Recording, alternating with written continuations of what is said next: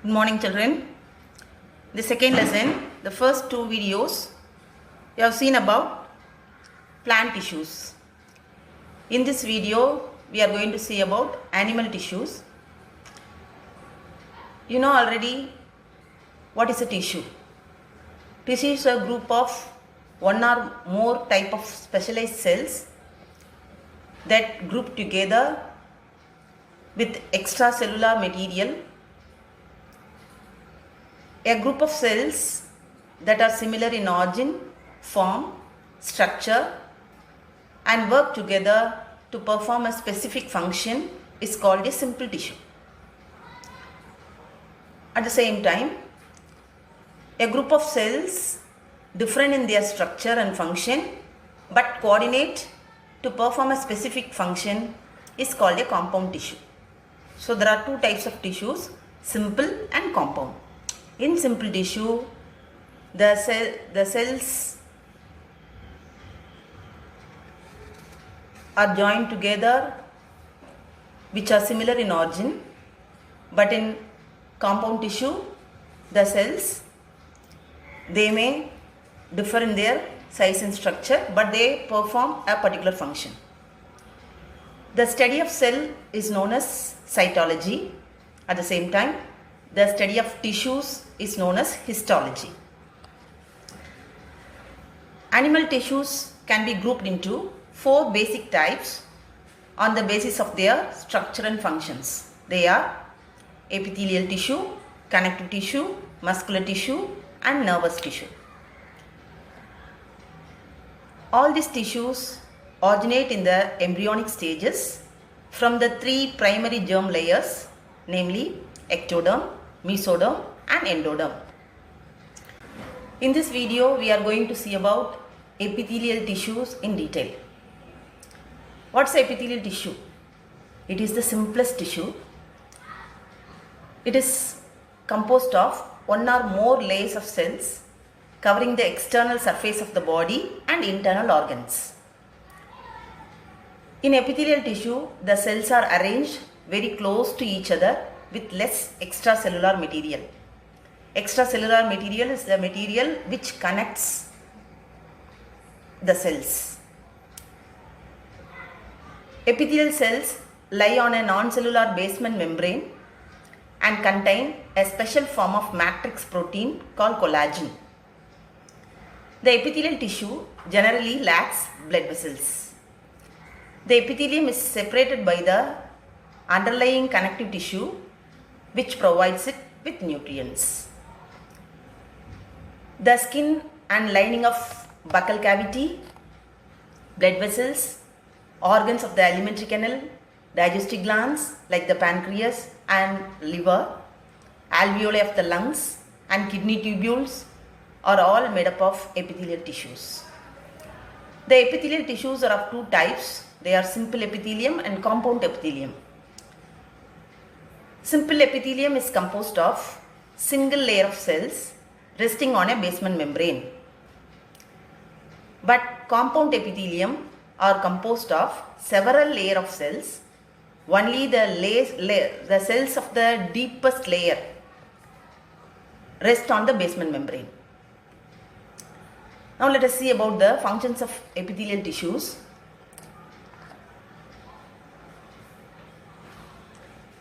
The skin which forms the outer covering of our body is composed of epithelial cells. They protect our body from injuries and microbial infections, and also it protects our skin from drying. Inside the body, they are found lining the mouth and the alimentary canal and give protection to the organs.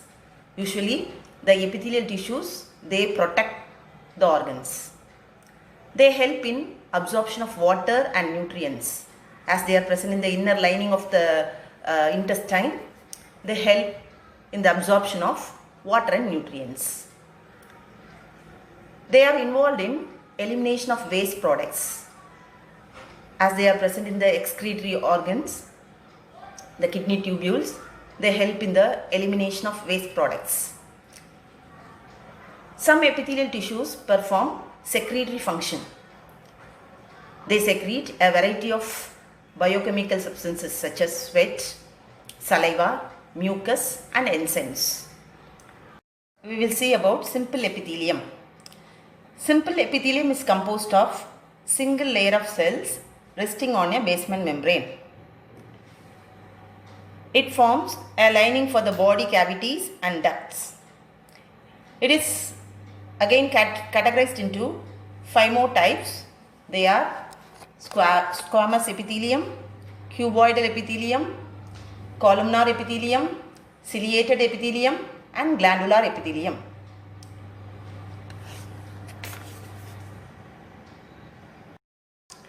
Squamous epithelium. It is made up of thin flat cells with prominent nuclei.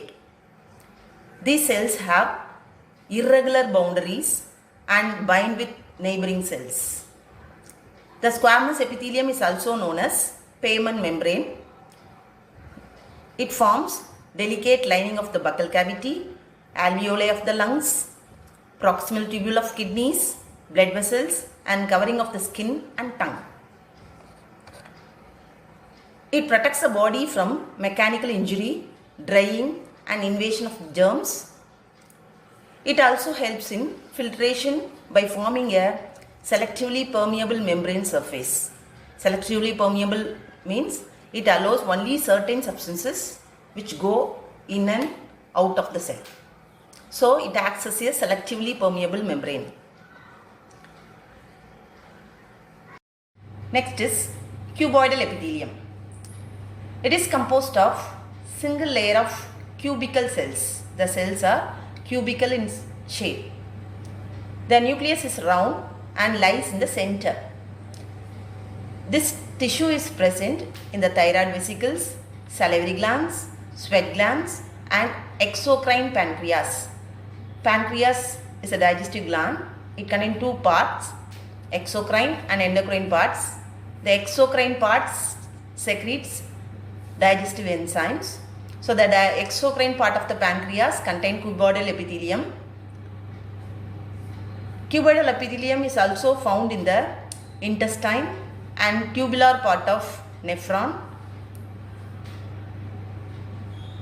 Their main function is secretion and absorption.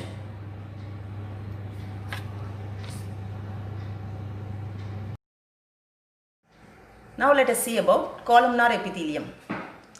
Columnar epithelial cells is composed of a single layer of slender, elongated and pillar-like cells. Their nuclei are located at the base.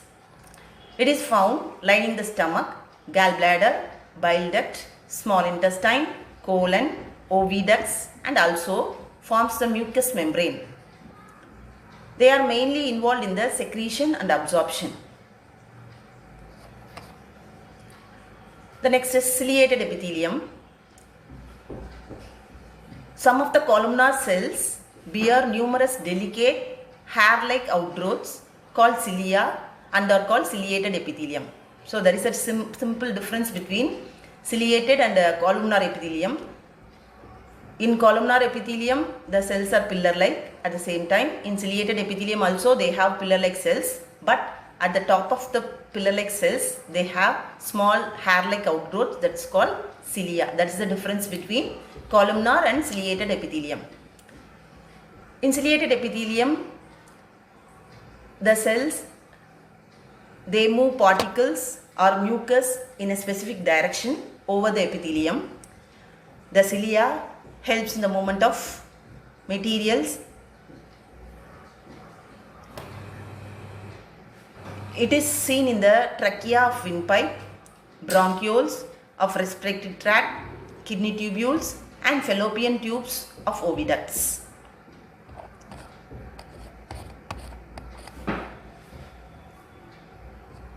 The next one is glandular epithelium. In glandular epithelium, the cells are often modified to form specialized gland cells which secrete chemical substances at the epithelial surface. Sometimes a portion of the epithelial tissue folds inward to form a multicellular gland which lines the gastric glands, pancreatic tubules and intestinal glands. Their main function is secretion. So, the simple epithelium contains 5 types of cells. Next we will see about compound epithelium. It consists of more than one layer of cells and gives a stratified appearance. Only the deepest layer rests on the basement membrane. As they are giving stratified appearance, they are also called stratified epithelial cells. As they are multi-layered, they have limited role in secretion and absorption. Their main function is to give mechanical support and protection to the underlying tissues against mechanical and chemical stress. They also cover the dry surface of the skin, the moist surface of the buccal cavity and pharynx. Their main function is to give protection.